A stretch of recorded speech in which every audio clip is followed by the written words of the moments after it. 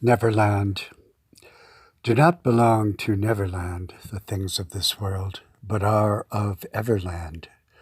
The Spirit himself is among these, though abide with us unspeakingly, invisibly. The cosmos is simply declared incapable of receiving, beholding, and knowing you. Not for invisibility, but for inviolability and for transcendence. Our present state on earth is eternalized by your presence and has identity to the life to be inherited hereafter. The true history given us here is not of nature processes, but is your self-assertion in redemption and revelation. If without redemption we had come to know you, it shall have been enough. In all the manifestations of the Spirit, a supernatural reality projects itself into the ordinary experience of man. All your works are miraculous and sovereign over man. Your presence is known to our spirit and is enjoyed by it. We who bear the Spirit of God form a link of connection between man and the higher world.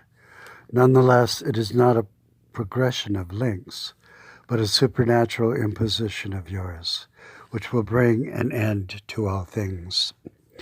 Yet there is a duality to all your works, the earth formed in chaos and then made to be very good. The first man, Adam, and the last, Jesus Christ. The ante and post-diluvian worlds, and many others. Germane to us is this life here in your spirit, transcended to the higher world. Thou, author of life, gives both to us, the now and the ever.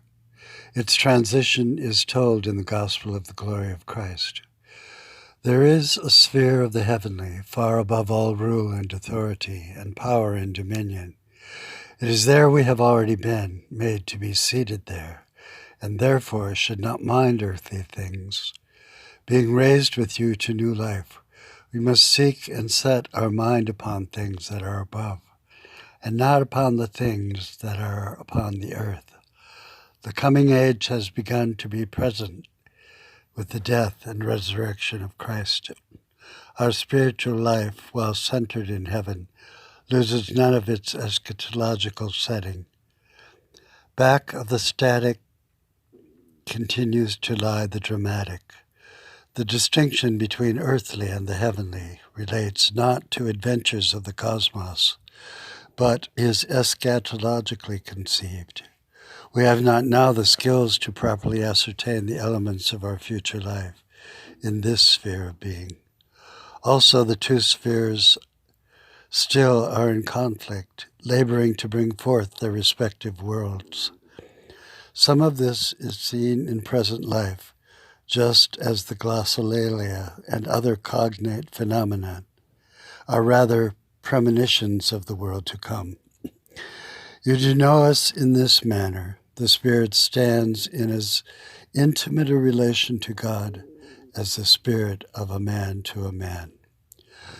The true God, by his Spirit, illumines the minds of believers, enabling us to behold the glory of Christ in the gospel.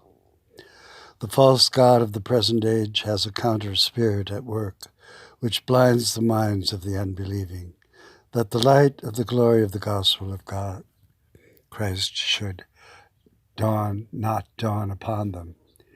In our lives, the effects of the Spirit dwell in our present and future existence.